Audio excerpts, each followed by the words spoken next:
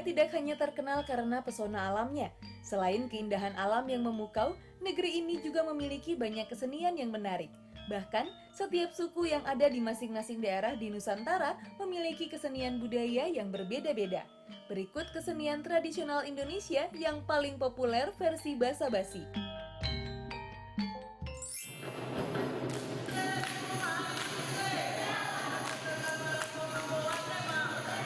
Dalam dunia seni tari, ada tari saman dari Aceh atau yang dikenal dengan tari seribu tangan. Keunikannya terletak pada kekompakan gerakannya yang sangat menakjubkan.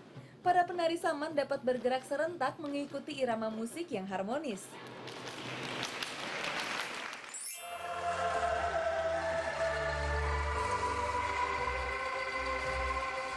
Nah, selain seni tari, ada juga alat musik. Salah satu contoh alat musik daerah yang terkenal hingga ke luar negeri yaitu angklung. Suara yang dihasilkan adalah efek dari benturan tabung-tabung bambu yang menyusun instrumen tersebut. Umumnya, angklung dikenal berasal dari daerah Jawa Barat. Sejak November 2010 lalu, UNESCO menetapkannya sebagai salah satu warisan kebudayaan dunia dengan kategori Masterpiece of Oral and Intangible Heritage of Humanity.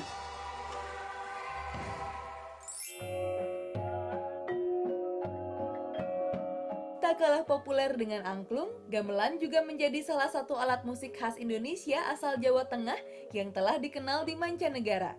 Alat musik yang satu ini biasanya selalu ada di sebuah pementasan wayang ataupun pernikahan tradisional. Ya, gamelan adalah alat musik megah asli Indonesia karena dalam memainkannya harus dilakukan secara orkestra atau dengan serentak. Sungguh menarik bukan? Tak salah jika kesenian-kesenian tradisional banyak memikat hati para penikmat seni budaya. Bukan hanya dari Indonesia, tapi juga dari mancanegara.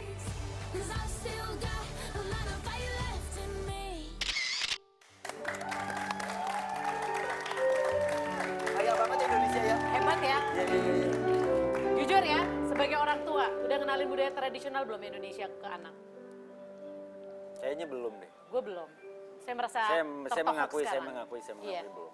Karena memang saya lebih melihat, ya saya belum terbuka seperti Kak Irfan sih, maksudnya harusnya memang dikenalkan dulu, jangan menunggu anak untuk mau gitu loh. Iya benar. Harusnya seperti itu. Sebenarnya sih anak saya sudah mulai belajar menari, tapi lebih ke arah bukan yang tradisional. Tapi Bukannya nggak pasti- boleh sebetulnya, kayak balet gitu tuh bukannya Nah, nggak awalnya boleh. pasti Bener. balet. Hip hop juga nggak boleh, bukan berarti nggak boleh. Boleh, anakku juga balet ikut.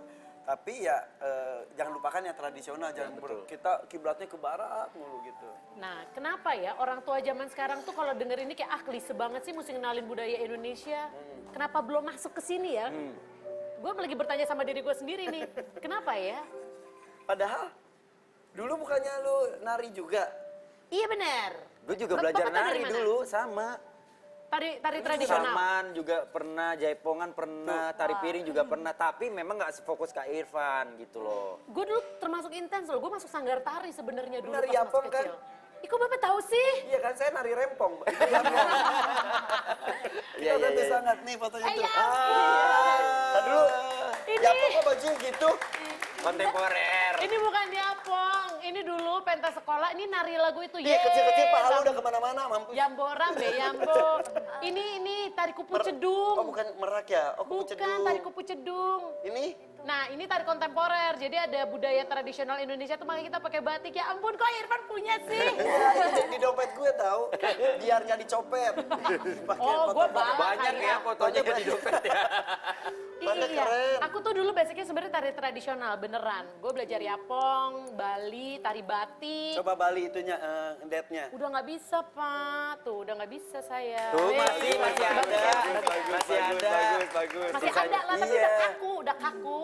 Itu mungkin karena nggak pernah seperti Kak Irfan kali ya, yang tetap continue latihan, Iya. mengingat, apalagi secara usia kan balik lagi ke kita ya. Jangan ngomong usia Pak di Ke sini gue, Pak. terutama ke gue Iya, gitu iya, kan. iya. Ada yang 14, yang 40 Pak. Sama-sama 4 ya. Iya, dibalik doang, 14, 41, oke. Tapi aku mau nanya dari sisi mama deh, rasanya ketika anak bisa nari tradisional dan bagus, nyangka nggak sih kalau Sandrina akan seperti ini? Awalnya kita nggak nyangka pas waktu itu ikut pencarian bakat gitu ya, kita baru tahu kalau anak anak kita itu berbakat dan punya bakat di saat ikut pencarian bakat gitu ya. Sampai kita aja menangis gitu kan. Nah, mungkin Allah sudah memberikan talenta ya gitu ya sama dan anugerah buat anak saya gitu. Bentar Wendy coba ulangi kata-kata bakat-bakat tadi. Saya baru sadar ternyata anak saya berbakat ketika dia mengikuti acara pencarian bakat. Sebelum acara pencarian bakat, saya nggak tahu kalau anak saya berbakat.